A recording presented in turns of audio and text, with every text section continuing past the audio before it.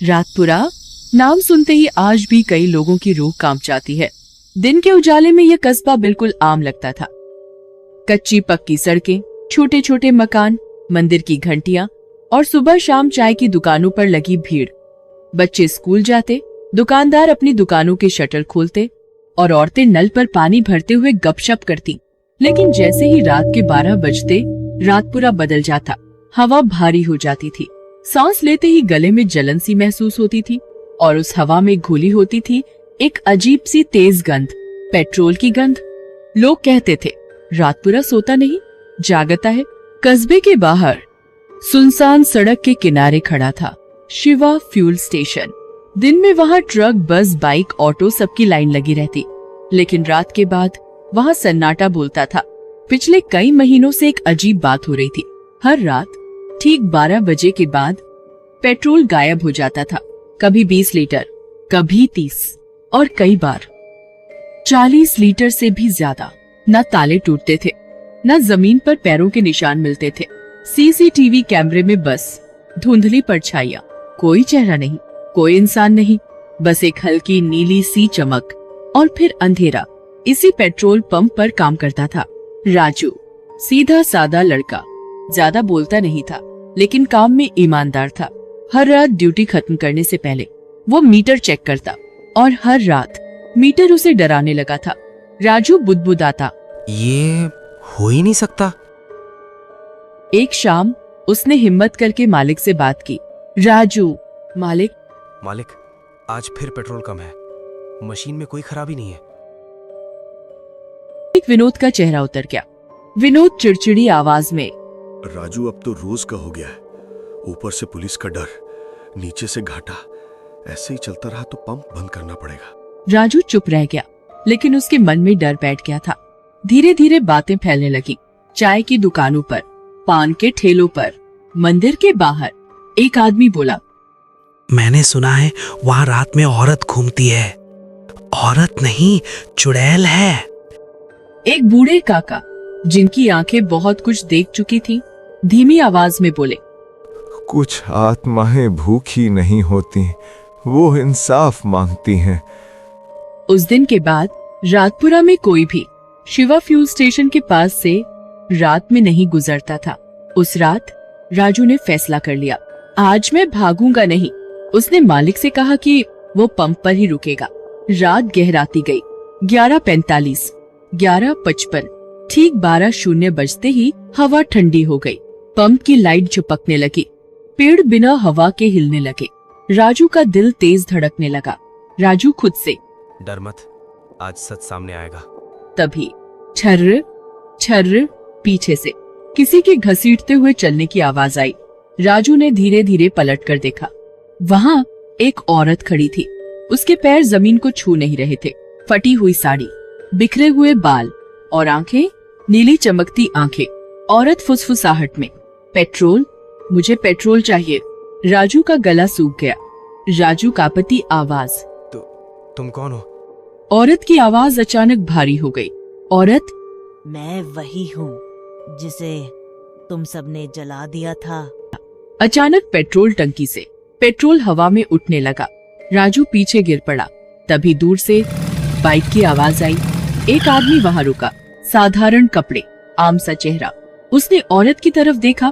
आदमी, सरला, जल्दी करो, सवेरा होने वाला है। राजू सन्न रह गया। राजू मन में, ये इसे नाम से कैसे जानता है? उसे नहीं पता था। वो आदमी इंसान नहीं था, वो था मोहन, सरला का पति, एक भूत जो इंसानी रूप बदल सकता था। मोहन ने राजू की तरफ देखा। डरो मत, हम तुम्हें नुकसान नहीं पहुंचाएंगे। राजू, तुम कौन हो? मोहन की आंखों में 20 साल पुराना दर्द था और यहीं से एक भयानक सच्चाई खुलने वाली थी। राजू जमीन पर बैठा कांप रहा था। उसकी आंखें कभी सरला पर जाती, कभी मोहन पर। पेट्रोल हवा में तैर रहा था, जैसे किसी अदृश्य ताकत ने उसे पकड़ रखा हो। राजू कांपती आवाज में, अगर तुम भूत हो तो ये पेट्रोल क्यों?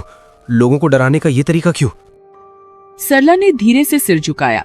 सरला, डराने के लिए नहीं, याद दिलाने के लिए। राजू, तो फिर ये सब क्यों? मोहन आगे बढ़ा। उसकी आवाज में गुस्सा नहीं था, बस थकान थी। मोहन, 20 साल पहले की एक रात की। 20 साल पहले वही पेट्रोल पंप। रातपुरा तब छोटा कस्बा था। शिवा फ्यूल स्टेशन नया नया खुला था। मोहन वही नाइट ड्यूटी करता था। ईमानदार, शांत, किसी से झगड़ा नहीं। सरला घर पर उसका इंतजार करती थी। एक रात मीटर में पेट्रोल कम निकला। बिना जांच, बिना पूछताछ भीड़ इकट्ठा हो गई। एक आदमी चिल्लाया, यही चोर है। मोहन ने हाथ जोड़ दिए। मोहन गिड़गिड़ाकर, नहीं, लेकिन भीड़ को सच नहीं चाहिए था। उन्हें किसी को दोषी ठहराना था। लाठी चली, पत्थर चले। मोहन की आवाज धीरे धीरे खामोश हो गई। राजू की आंखें भर आईं और सरला की आंखों में आग सी चमक आई। सरला, मेरी बारी कुछ दिन बाद आई। गांव वालों ने कहा। वही पेट्रोल चुराती थी। सरला चीखती रही, मैं बेगुनाह हूँ। मेरे पति को मार दिया गया है। अब मुझे छोड़ दो। लेकिन भीड़ नहीं रुकी। लकड़ियां इकट्ठी की गई, आग जलाई गई।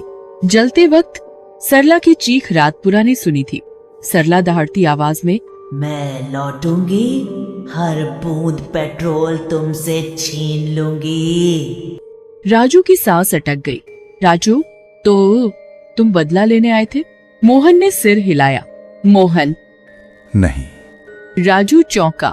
राजू, नहीं तो फिर हर रात पेट्रोल क्यों गायब होता रहा? सरला ने राजू की आंखों में देखा। सरला, क्योंकि पेट्रोल यही सबूत था। राजू, सबूत? मोहन ने जमीन की तरफ इशारा किया। मोहन, मरा तो मैं और चोर आजाद घूमते रहे। राजू, तो चोर कौन था? सरला की आवाज ठंडी हो गई। वही जिन्होंने हमें मारा। सच्चाई जो दबा दी गई थी। मोहन बोला, पेट्रोल पंप का मालिक और 2 कर्मचारी मिलकर पेट्रोल बेचते थे। जब कमी पकड़ी गई तो दोष मोहन पर डाल दिया। मोहन दुखी हंसी के साथ, मरा तो मैं और चोर आजाद घूमते रहे। राजू की मुट्ठी भींच गई। राजू, तो तुम हर रात पेट्रोल इसलिए लेते रहे ताकि लोग पूछे? सरला ने सिर हिलाया। सरला, हर रात हम उम्मीद करते थे कि कोई रुकेगा, कोई पूछेगा, कोई सच जानना चाहेगा। अचानक हवा तेज हो गई। पंप की सारी लाइटें एक साथ बुझ गईं। अंधेरे में पार्ट 2 के लिए सब्सक्राइब करो।